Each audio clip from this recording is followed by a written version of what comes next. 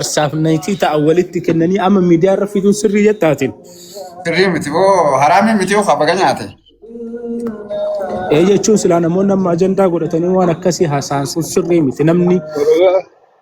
Yaa waa'ee nyaate laanna dhageeffadhu shari'aa keessa waan jiru siima shari'aa rabbii keessa. Maallaqni jaarsaa jaartiin yoo jaartiin irraa nyaatte jaarsi nyaatus haraami hin qabu.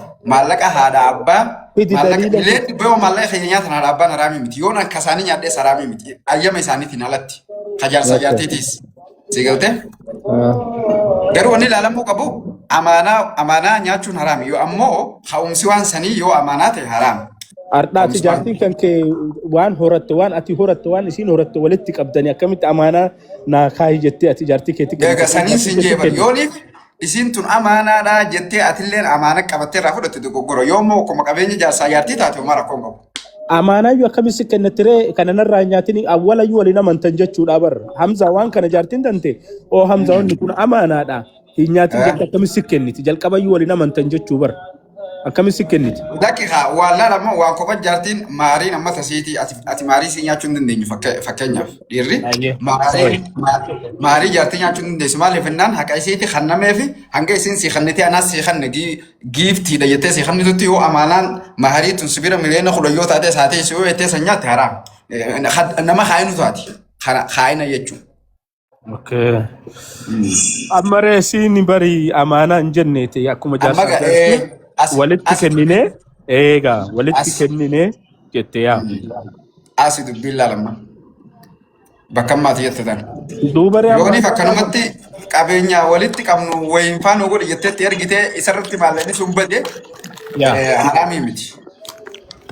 Soo jechuun amma duubaree amma waan kana fuudhanii gariin gandatti galchee nama dhuunfaatti jarri tuni kalee Hamzaa wayita mucaan suni mucaan arsiidhaan talti intala afraan qallooti gaafa fuudhu gaafa heerumti ani Joorji Abbuutti heerumu jiraati kootu sargi kiyyarra na argami naa beeka siin jettee wal jaalanneeti kootu siin jettee naan hin jenne abadan nullee Joorji Abbuu nutti ni manneeti. Gaafa intala tanan jaaladha hin fuudha jedhetti manneeti garuu miidiyaa irratti ol bahanii itti bilbilanii waan akkasiitu godhuun sirrii dhaare.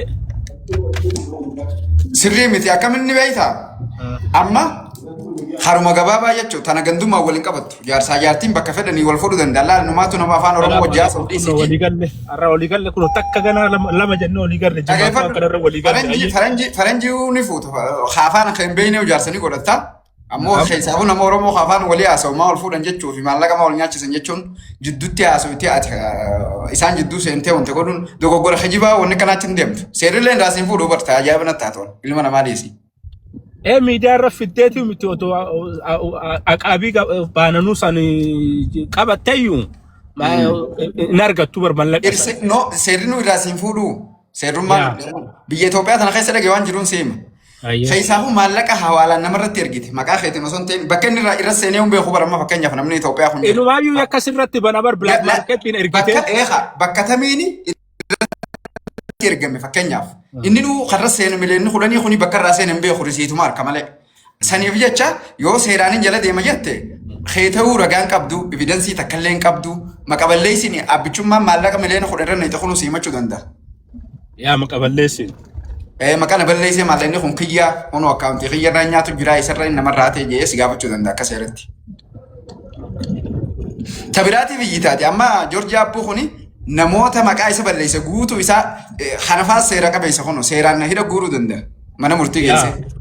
Jechuun wanni kunuu osoo ta'e ragaa qabatamaan hin jiru osoo ragaa qabatamaan jiraate jarri tun dhugaanuu otoo waliin kennite jaarsaaf niitiidha waa'ee jaarsaaf niitii bar amma nama kenna wanni ta'e keessattuu ilmaan oromoo wanni rakkoo ta'ee hudhaanutti ta'e waan bultii namaa keessa galuun hin barbaachisu galee waan namaa keessa galuun hin barbaachisu galee waan nama dhuunfaaf dhiisu dhimma waloo yoo ta'e waan waloo irratti haasofta si galee mi. Yaa waa lama godhuu ni dandeessi laalla dhimma jaarsaa jaartii manguddummaa fi wanni takka manguddummaa lammaffaa seera wanni lamaan kun galuu ni danda'a dubbii jaarsaa jaartii. Ega, suni bar sa manguddoo irratti dubbatuu hin dandeetti bar. Gosaan kaasuu dandeetti. himatu dandeetti irraa argattillee gaafa akkasitti himatte gaafa garuu miidiyaa irratti himatte maal irraa argatte takka irraan argattu. kasaara.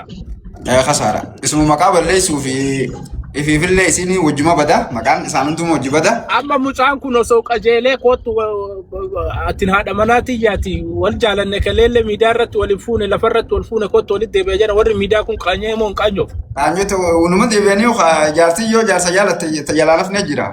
Eega. Amma dubbiin saniif deemti bar dubbii birriitii miti bar. Dubbii birriitii miti bar Hamza. Birrii tanaan deebifadhaadha wan dubbiin akkasii bar. An dubbii birriitti fakkaata. Gurbaan arsii hime ganda keessanii misa. Eega. Bar mucayyoon ni kaa qabdi gadi hin dhiifamne bar hin beektamne. Kaniifin si jechuudha. Kanuu ni kaa qabdi yaada. Gad dhiifamte. Jaartii namaati bar gadi. Turree kootu naa deebi'ii malee bar. Bar akkas jechuudha bar. Isaatti deelaan isaatiitu madeeffachuu didemma adeeffatu walitti araarsaame. Bakkaan araarsin yoo dubbiin akkas taate akkasii nuti amma dubbiin akkasitti akka deemtu duugaltee jirti isaan amma itti bilbila lakkoofsa isaan qaba dhoowwaris. Isatti iddoo walii isa tasgabbeessiiti aboo jaartiteeti deeffadhu jiin. Hin deebifnaaf horuu afurii sadii fuudhuu danda'a yoo biyyatti illee fuudhee soofte.